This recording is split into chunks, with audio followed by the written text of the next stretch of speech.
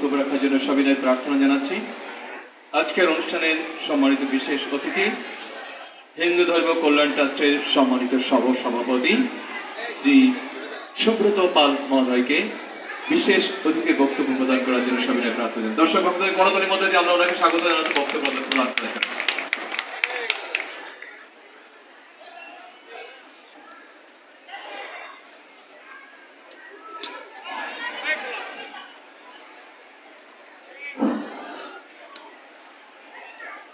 আজকে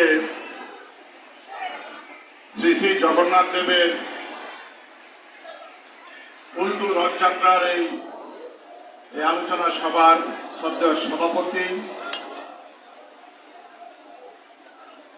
আজকের এই উল্টো রথযাত্রার শুভ উদ্বোধক এবং প্রধান অতিথি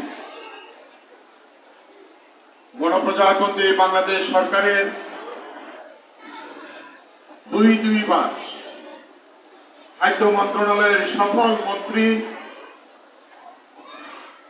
আমাদের সনাতন ধর্মাবলম্বীদের আমাদের প্রিয় অভিভাবক, আমাদের পরম শ্রদ্ধেয় অভিভাবক, বারবার নির্বাচিত জাতীয় সংসদ সদস্য, জননেতা, বীর মুক্তিযোদ্ধা শ্রী সাধনচন্দ্র মজুমদার আজকের এই রথযাত্রা অনুষ্ঠানের প্রধান অতিথি এবং এই রথযাত্রা অনুষ্ঠানের শুভ উদ্বোধন করবেন।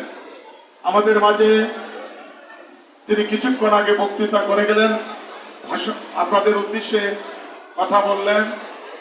আমাদের আরেক প্রিয় অভিভাবক, এই ঢাকেশ্বরীর মহানগর সার্বজনীন পূজা কমিটির সম্মানিত সভাপতি, আমাদের পরম শ্রদ্ধেয় প্রিয় নেতা, বাংলাদেশ পূজা উদযাপন পরিষদের অন্যতম সহসভাপতি শ্রদ্ধেয় শ্রী জয়ন্ত কুমার দেব আমাদের মাঝে উপস্থিত আছেন।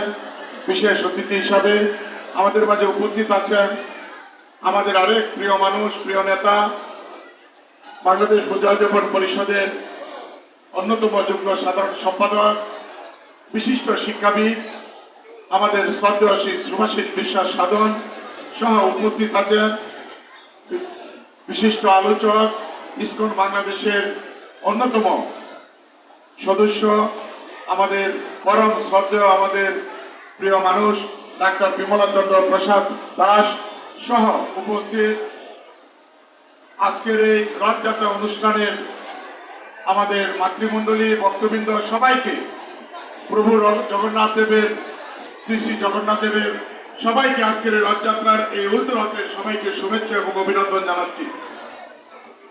প্রিয় সুধীমণ্ডলী, ভক্তবৃন্দ, আপনারা জানেন যে আজকে উল্টো রথযাত্রা আমাদের প্রায় এক সপ্তাহ 9 দিন পর প্রভু জগন্নাথ দেব মাসির বাড়িতে এসেছিলেন রথে চড়ে। আজকে উনি আবার ওনার নিজ বাড়িতে যাবেন। আমরা প্রভু জগন্নাথ দেবকে আজকে তার নিজ বাড়িতে আমরা পৌঁছে দিব। আমরা যারা ভক্তরা যারা আছি, আপনারা সবাই জানেন যে প্রতি বছর প্রভু জগন্নাথ দেব তার গর্ভমন্দির থেকে বেরিয়ে আসেন। যারা সারা বছর ব্যাপী প্রভু জগন্নাথ দেবের যারা আশীর্বাদ থেকে বঞ্চিত হন অথবা যারা প্রভু জগন্নাথ দেবের দর্শন পান না, উনি প্রভু জগন্নাথ দেব নিজেই প্রতি বছর এমন এক তিথিতে উনি বেরিয়ে আসেন। সারা পৃথিবীর মানুষকে ধর্ম, বর্ণ, গোত্র নির্বিশেষে সবাইকে উনি কৃপা করার জন্য এবং আশীর্বাদ করার জন্য উনি বেরিয়ে আসেন। আজকে সারা পৃথিবীর মানুষ সহ বাংলাদেশের সমস্ত সনাতন ধর্মাবলম্বী সহ ধর্ম, বর্ণ, গোত্র নির্বিশেষে সব মানুষকে উনি আশীর্বাদ করবেন, কৃপা বর্ষণ করবেন, কৃপা দান করবেন, যাতে করে প্রভু জগন্নাথ দেবের কৃপা নিয়ে আমরা সবাই ভালো থাকতে পারি, আমরা সবাই সুস্থ থাকতে পারি, সারা বছর ব্যাপী আমরা প্রভু জগন্নাথ দেবের কৃপা লাভ করতে পারি, প্রভু জগন্নাথ দেবের দেখিয়ে দেওয়া পথে যাতে আমরা চলতে পারি। আজকের এই প্রভুর এই উল্টো রথযাত্রার প্রভু জগন্নাথ দেবের কাছে আমরা ওনার কাছে আশীর্বাদ চাইব, কৃপা চাইব, যাতে করে উনি সমস্ত মানুষকে উনি ভালো রাখেন, সুস্থ রাখেন।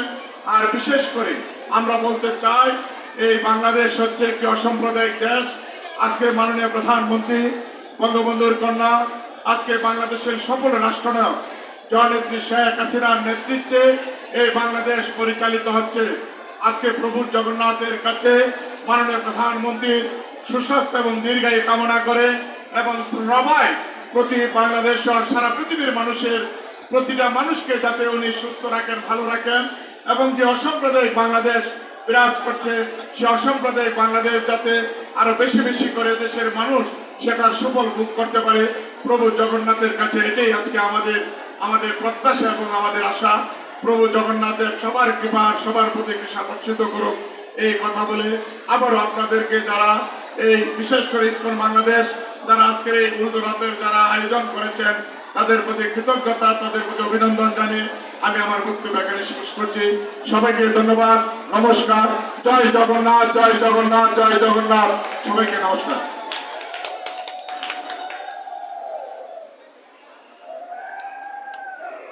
অসংখ্য ধন্যবাদ।